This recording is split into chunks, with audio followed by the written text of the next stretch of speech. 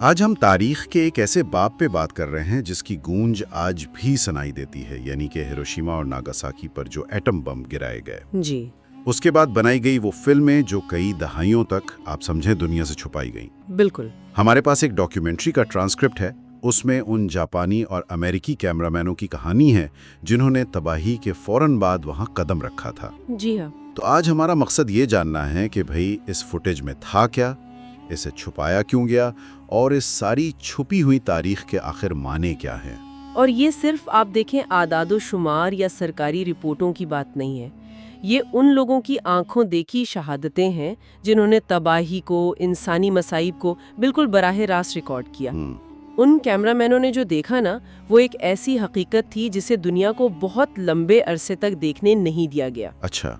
اس کہانی میں ذاتی ہمت بھی ہے، فوجی رازداری بھی ہے، اور تاریخ کو قابو میں رکھنے کی کوشش بھی نظر آتی ہے۔ اور یہ کہانی شروع ہوتی ہے بم گرنے کے تقریباً فوراً بعد ہی۔ جیسے ہی جاپانی عملے نے وہ شروع کی فوٹیج بنائی، جی، اسے فوراً ہی ضبط کر لیا گیا۔ آئیے ذرا اس واقعے کی تفصیل میں چلتے ہیں۔ بالکل۔ بمباری کے کچھ دن بعد ایک جاپانی نیوز ریل کمپنی تھی، نپون ایگاشا۔ جی، نپون ایگاشا۔ انہوں نے اپنے کیمرامینوں کو ہیروشیما بھیجا۔ ہاں۔ ویسے ایک افسر تھے مراوا، انہوں نے عملے کو خبردار تو کیا تھا کہ شاید کوئی نیا بم گر سکتا ہے۔ ہاں، خبردار کیا تھا، لیکن اصل خطرہ کیا تھا، یعنی تابکاری کا، وہ شاید کسی کو بھی ٹھیک سے معلوم نہیں تھا۔ تو کاشیوارا اور ماساکی نامی کیمرامین وہاں پہنچے۔ جی۔ اس وقت تابکاری کے جو مہلک اثرات ہوتے ہیں ان کا وسیع پیمانے پر علم نہیں تھا۔ اچھا۔ کاشیوارا نے جو مناظر دیکھے ہیں نا، وہ ناقابل بیان تھے۔ کہتی ہیں کہ فٹ پاتھوں پر جلے ہوئے انسانی جسموں کے نشانات تھے، جیسے سائے بنے ہوں۔ او خدایاں، بچ جانے والے لوگ بس خالی نظروں سے گھوم رہے تھے۔ ان کی حالت ایسی تھی جیسے کاشیوارا نے خود کہا کہ ان کے جسموں سے روحیں نکال لی گئی ہوں۔ یعنی بالکل بے حس۔ بالکل۔ جب اس نے ان سے بات کرنے کی کوشش کی تو مکمل خاموشی تھی، ایک طرح کا جیتا جاگتا جہنم تھا وہ۔ یہ جان کر کے تابکاری کے خطرات کا علم نہیں تھا، کیا ان کیمرامینوں کو کوئی اندازہ تھا کہ وہ بمباری کی تباہی سے ہٹ کر بھی اپنی جانوں کو کس پوشیدہ خطرے میں ڈال رہے تھے؟ دیکھیے، شاید پوری طرح تو نہیں۔ فوری تباہی تو سامنے نظر آ رہی تھی، عمارتیں گری ہوئی تھیں، آگ تھی۔ لیکن تابکاری تو ایک نادیدہ دشمن تھا۔ ان کا اصل خوف شاید مزید بمباری کا ہو یا عمارتیں گرنے کا۔ صحیح۔ بعد میں جب وہ ایٹم بم بیماری کی علامات سامنے آنا شروع ہوئیں، تب اصل خطرے کی نوعیت سمجھ میں آئی۔ تو کاشیوارا کی وہ فوٹیج 12 اگست کو ٹوکیو پہنچی؟ جی، اور جب اسے فوجی ہیڈ کوارٹر میں دکھایا گیا نا، تو افسران پہلی بار تباہی کی اصل تصویر دیکھ کر ہل گئے۔ لیکن دیکھنے کے فوراً بعد کیا ہوا؟ کیا انہوں نے عوام کو دکھائی؟ ارے نہیں، بالکل نہیں۔ فوج نے فلم فوراً ضبط کر لی۔ فوراً؟ جی، بنیادی وجہ یہی خوف تھا کہ اگر عوام نے یہ مناظر دیکھ لیے تو ان کے حوصلے مکمل طور پہ پست ہو جائیں گے، جنگ جاری رکھنے کا عزم ہی ختم ہو جائے گا۔ اچھا، یعنی جنگ کے دوران معلومات پر کنٹرول؟ بالکل۔ سچائی اکثر حوصلے اور قومی بیانیے کی بھینٹ چڑھ جاتی ہے، یہی ہوا۔ اس ابتدائی ضبطی کے باوجود نپون ایگاشا نے بعد میں شاید ستمبر میں ایک اور فلم بنانے کا فیصلہ کیا۔ اب تک تو تابکاری کے کچھ خطرات واضح ہو چکے ہوں گے۔ ہاں، کچھ اندازہ ہو گیا تھا۔ تو عملے کے لیے یہ کیسا تجربہ تھا؟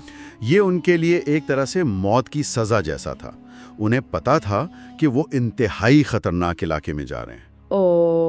ایک کیمرامین تھے، ایواسا، انہوں نے ہیروشیما جانے سے پہلے اپنی نئی نویلی بیوی کے ساتھ الوداعی جام پیا اور کہا کہ شاید وہ دوبارہ نہ ملیں۔ یہ تو کافی خوفناک بات ہے۔ جی، یہ ان کے ذہنوں پر جو خوف طاری تھا اسے ظاہر کرتا ہے۔ انہوں نے وہاں کیا فلمایا پھر؟ کیا صرف تباہی کے مناظر تھے؟ نہیں، اس بار انہوں نے انسانی مصائب پر زیادہ توجہ دی۔ انہوں نے اسکولوں میں جو عارضی اسپتال قائم کیے گئے تھے، اسپتالوں کی بھی فلم بندی کی؟ جی، وہاں زخمی بچے تھے، بڑے تھے، سب کراہ رہے تھے۔ دوائیاں تو نہ ہونے کے برابر تھی۔ ڈاکٹر، نرسیں، وہ خود زخمی ہونے کے باوجود جو بن پڑ رہا تھا کر رہے تھے۔ اور کیمرے نے کیا قید کیا؟ کیمرے نے وہ ایٹم بم بیماری کی ہولناک علامات قید کیں، ایک لڑکا فرش پر پڑا تھا، بے حس و حرکت، بس چھت کو گھور رہا تھا۔ خواتین تھیں جن کے کپڑوں کے دھاری دار نمونے، کپڑوں کے نمونے؟ جی، وہ ان کے کندھوں اور پیٹھ پر جل کر چھپ گئے تھے۔ اتنی شدید تھی وہ حرارت، ناقابل یقین۔ ایک کیمرہ مین نے بعد میں کہا بھی کہ یہ مناظر اسے بچپن میں سنی ہوئی جہنم کی کہانیوں کی یاد دلا رہے تھے۔ یہ تفصیلات تو واقعی رونگٹے کھڑے کر دیتی ہیں۔ اچھا، کچھ ہفتوں بعد جاپان نے ہتھیار ڈال دیا۔ جی، ہتھیار ڈالنے کے بعد تو صورتحال بدلی، امریکی فوجی آئے اور ان کے ساتھ ان کے کیمرامین بھی پہنچے۔ ہاں، امریکی بھی آئے۔ ان میں سے ایک اہم نام ڈینیل میک گون کا ہے۔ جی ہاں، ڈینیل میک گون۔ وہ اکتوبر 1945 میں ناگاساکی پہنچے۔ وہ ایک فوجی کیمرامین تھے۔ ان کا مقصد کیا تھا؟ ان کا اپنا بیان کردہ مقصد تھا کہ شکست خوردہ جاپانی عوام کے بارے میں وہ کہانی سنانا جو سنائی جانی چاہیے تھی۔ لیکن جب انہوں نے ناگاساکی کی تباہی دیکھی تو وہ خود ہل کر رہ گئے۔ عمارتیں ایسے پچکی ہوئی تھیں جیسے کسی بہت بڑے ہتھوڑے نے مارا ہو۔ یعنی مکمل تباہی؟ مکمل تباہی۔ لوگ سڑکوں کے کنارے بیمار جانوروں کی طرح پڑے تھے، غاروں میں، عارضی پناہ گاہوں میں رہ رہے تھے، کئی تو اپنے پیاروں کی باقیات ڈھونڈ رہے تھے۔ اور میک گون نے کچھ ایسا کیا جو جاپانی ٹیم نے نہیں کیا تھا۔ اس نے رنگین فلم استعمال کی۔ بالکل، اور یہ بہت اہم بات تھی۔ اس نے وہاں کی واحد رنگین فوٹیج شوٹ کی۔ رنگین فلم کا کیا فرق پڑا؟ دیکھیں، رنگ جو ہے نا، وہ زخموں کی نوعیت، جلنے کے نشانات اور تباہی کے پیمانے کو بلیک اینڈ وائٹ کے مقابلے میں کہیں زیادہ شدت سے دکھاتا ہے۔ صحیح۔ انہوں نے ہیروشیما اور ناگاساکی کے درمیان فرق بھی نوٹ کیا۔ ناگاساکی چونکہ پہاڑی علاقہ تھا، ہاں، وہاں پہاڑیاں ہیں، تو تباہی وادیوں تک محدود رہی، جبکہ ہیروشیما ایک ہموار میدان تھا۔ وہاں تباہی ایک وسیع لہر کی طرح ہر طرف پھیل گئی۔ رنگین فوٹیج کے علاوہ کیا انہوں نے کچھ اور غیر معمولی چیزیں دیکھیں؟ کچھ بہت ہی عجیب اور پریشان کن مناظر ریکارڈ کیے، جیسے عمارتوں کی دیواروں پر سیڑھیوں کے منفی سائے۔ منفی سائے؟ وہ کیسے؟ یعنی جہاں سیڑھی نے دیوار کو شدید حرارت سے بچایا تھا، وہ حصہ تو بچ گیا، باقی دیوار جھلس گئی، تو سیڑھی کا ایک الٹا نقش بن گیا۔ اچھا۔ اور ایک بینک کی گرینائٹ سیڑھیاں تھیں، ان پر ایک انسانی سایہ نقش تھا۔ اندازہ یہ لگایا گیا کہ دھماکے کے وقت جو شخص وہاں بیٹھا تھا وہ فوری طور پر بھاپ بن گیا۔ یہ تو تصور کرنا بھی مشکل ہے۔ جی، انہوں نے ایک اور دلچسپ مشاہدہ بھی کیا کہ اتنی شدید تکلیف اور نقصان کے باوجود انہوں نے لوگوں کو روتے ہوئے بہت کم دیکھا۔ اس کی کیا وجہ سمجھی انہوں نے؟ میک گون نے محسوس کیا کہ شاید یہ جاپانی عوام کے کردار کا حصہ تھا، ایک طرح کی خاموش برداشت، اور شاید جنگ شروع کرنے پر ایک اجتماعی شرمندگی کا احساس بھی۔ کیا یہ واقعی ثقافتی کردار تھا یا شاید شدید صدمے کا اثر جو رونے کی صلاحیت بھی ختم کر دیتا ہے؟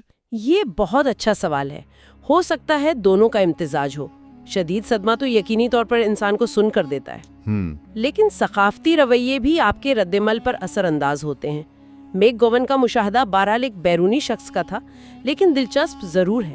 اسی دوران جب میک گون اپنا کام کر رہے تھے، امریکی فوج کو پتہ چلا کہ جاپانی عملہ بھی اب تک فلم بندی کر رہا ہے۔ جی، یہ تب ہوا جب ناگاساکی میں ایک جاپانی کیمرامین تھے، سیگوچی، وہ فلم بناتے ہوئے پکڑے گئے۔ اچھا، تو پھر فورن جنرل میک آرتھر کے ہیڈ کوارٹر سے حکم آیا کہ تمام جاپانی فلم بندی فوری طور پر روک دی جائے اور ان کی بنائی ہوئی ساری فوٹیج ضبط کر لی جائے۔ تو کیا جاپانی فوٹیج ضائع کر دی گئی؟ نہیں، یہی کہانی میں ایک غیر متوقع موڑ آتا ہے۔ میک گون کو جاپانی کیمرہ مینوں کا ایک گروپ ملا جنہیں امریکی میرینز وہاں سے ہٹا رہے تھے۔ اچھا۔ میک گون نے مداخلت کی اور انہیں اپنے یونٹ کے لیے کام کرنے کی پیشکش کر دی۔ کمال ہے، یعنی انہوں نے بچا لیا۔ ایک طرح سے، ہاں۔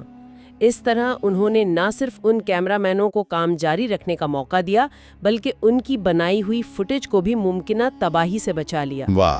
اس فیصلے میں ایک کردار امریکی سرجن جنرل کی دلچسپی کا بھی تھا، جو طبی نقطہ نظر سے فوٹیج دیکھنا چاہتے تھے۔ تو اب جاپانی اور امریکی مل کر کام کر رہے تھے ایک طرح سے؟ جی، ایک طرح سے۔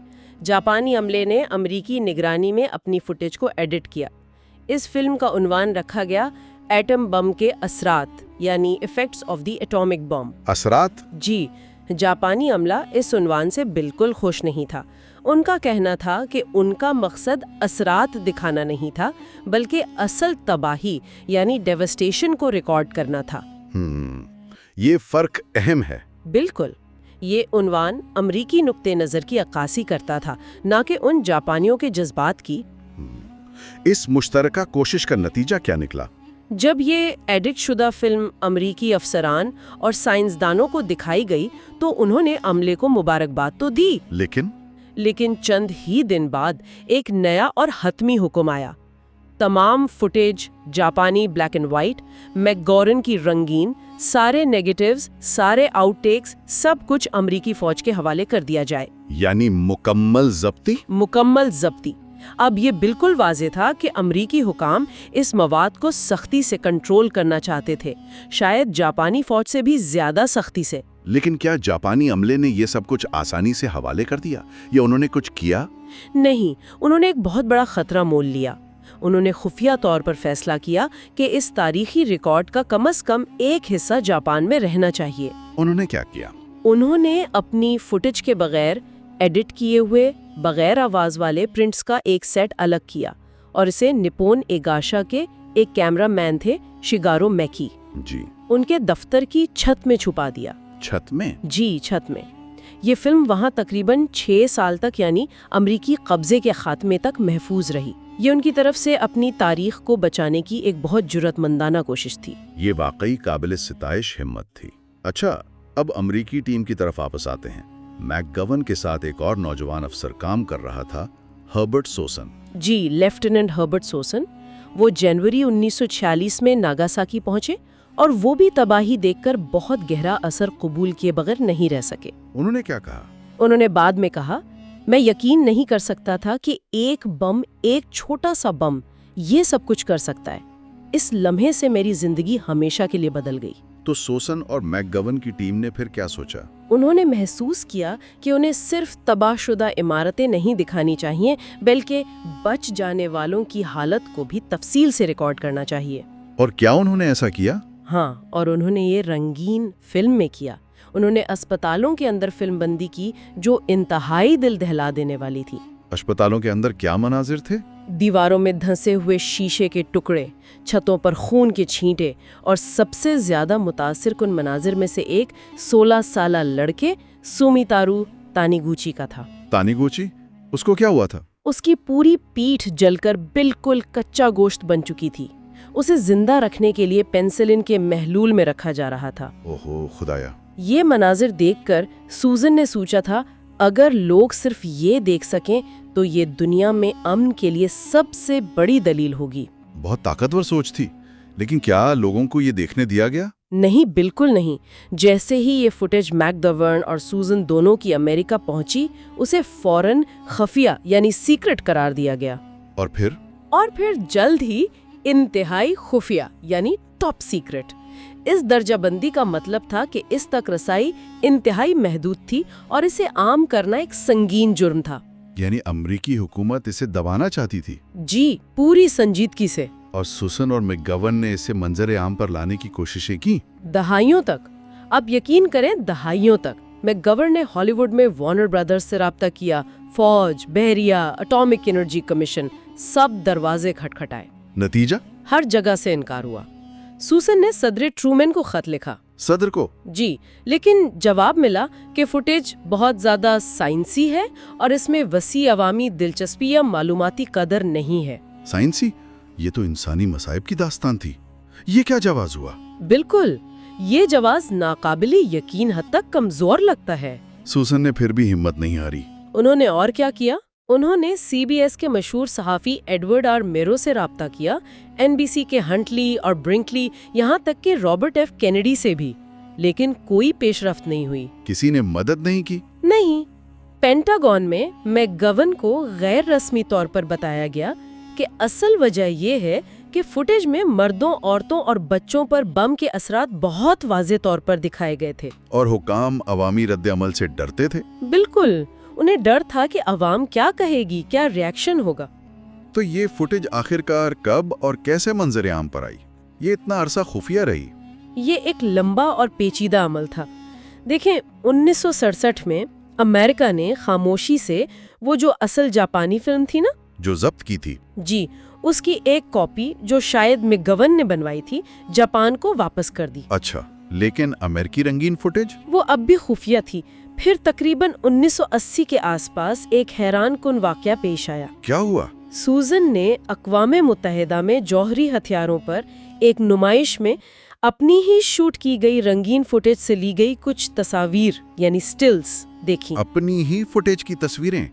ये कैसे मुमकिन हुआ? पता ये चला कि नेशनल आर्काइव्स ने मामूल के तरीकाकार के तहत ये फुटेज कुछ साल पहले डीक्लासिफाई कर दी थी। क्या मतलब वो दस्तयाब थी? हाँ, लेकिन इसका कोई बड़ा ऐलान नहीं किया गया था। ये एक अजीब सितम ज़रीफ़ी थी कि जिस मवाद को इतनी सख्ती से छुपाया गया वो तकनीकी तौर पर कुछ अरसे से दस्तयाब था, मगर किसी को खास खबर नहीं थी। तो सूसन की इस दरियाफ्त से क्या हुआ? इससे जापान में एक अवामी तहरीक शुरू हुई। लोगों ने फंड्स इकट्ठे किए और नेशनल आर्काइव से वो तमाम रंगीन फुटेज खरीद लीं। अच्छा, इस वक्त तक सूसन की अपनी सेहत कैसी थी? अफसोसनाक बात यह है कि सूसन लिम्फोमा कैंसर का शिकार हो चुके थे। ओह, उनके डॉक्टर का ख्याल था कि इसका ताल्लुक जापान में ताबकारी की जद में आने से हो सकता है। वो अपनी जिंदगी के आखिरी सालों में जौहरी हथियारों के खिलाफ एक बहुत पुरजोश कारकुन बन चुके थे। क्या वो कभी वापस जापान गए? जी, उन्हें बाद में हिरोशिमा मदु किया गया, जहां उनकी मुलाकात नुमाता नामी एक खातून से हुई जिन्हें उन्होंने 1946 में फिल्माया था। और क्या उन्हें तानीगुची के बारे में कुछ मालूम हुआ? वो लड़का जिसकी पीठ जली हुई थी? ये उनकी जिंदगी का शायद सबसे हैरानकुन लम्हा था। उन्हें मालूम हुआ कि तानीगुची, जिसके जिंदा बचने की कोई उम्मीद नहीं थी, वो बच गया था। ना सिर्फ बच गया था बल्कि बड़ा हुआ, शादी की, उसके बच्चे हुए और वो भी नागासाकी में एक मारूफ एंटी न्यूक्लियर कारकुन बन चुका था। ये तो नाकाबिल यकीन है। जी, ये सोचना भी मुश्किल है कि कोई ऐसी अजियत से गुजरकर न सिर्फ जिंदा बचे बल्कि अमन का इल्मबरदार बने। ये इंसानी हिम्मत और बका की एक गैर मामूली मिसाल है। तो आज हमने इस पेचीदा कहानी को देखा, किस तरह हिरोशिमा और नागासाकी की तबाही की वो बसरी शहादतें जापानी ब्लैक एंड व्हाइट और अमेरिकी रंगीन इंतहाई मुश्किल हालात में बनाई गई। जी, फिर कैसे उन्हें फौजी राजदारी, अवाम के हौसले पस्त होने का खौफ और शायद आलमी रद्द-ए-अमल से बचने जैसी वजूहात की बिना पर दहाइयों तक छुपाया गया। बिल्कुल। और आखिर में उन चंद अफराद की हिम्मत और इस्तिकामत जिन्होंने इस रिकॉर्ड को महफूज रखा और बिलाखिर दुनिया के सामने लाए। ये सिर्फ माजी का किस्सा नहीं है, ये छुपी हुई तारीख आज भी बहुत अहम है। ये हमें याद दिलाती है कि तारीखी वाक़यात को समझने के लिए बसरी सबूत कितने ताकतवर हो सकते हैं, खासतौर पर वो वाक़यात जिनके गहरे इंसानी नताइज हों। जी, आदाद शुमार और रिपोर्टें अपनी जगह, लेकिन एक तस्वीर या फिल्म का एक क्लिप जो इंसानी तकलीफ को दिखाता है, उसका असर कहीं ज्यादा गहरा होता है। सही। ये फुटेज हमें उन वाक़यात के इंसानी पहलू से जोड़ती है जिसे अक्सर पॉलिसी, हिकमत अमली और नंबर्स के पीछे छुपा दिया जाता है। और आखिर में एक सवाल जो वाकई गौर तलब है, इन कैमरामैनों का, खासतौर पर सूजन का, ये पुख्ता यकीन था कि अगर ये फुटेज बर वक्त आवाम को दिखाई जाती तो शायद ये मुस्तकबिल में ऐसी तबाहियों को रोकने में मददगार साबित हो सकती थी। क्या वाकई ऐसा होता? ये एक बड़ा सवाल है। अगर ये तस्वीर दहाइयों तक खुफिया ना रखी जाती तो क्या सर जंग का माहौल, जौहरी हथियारों की दौड़ या दुनिया की तारीख कुछ मुख्तलिफ हो सकती थी? कौन जाने। ये कहानी हमें मालूमात पर कंट्रोल, सच को दबाने की कोशिशों और इनके तवील मुद्दती असरात के बारे में क्या सिखाती है? ये वो सवाल है जिस पर शायद सोच विचार किया जा सकता है।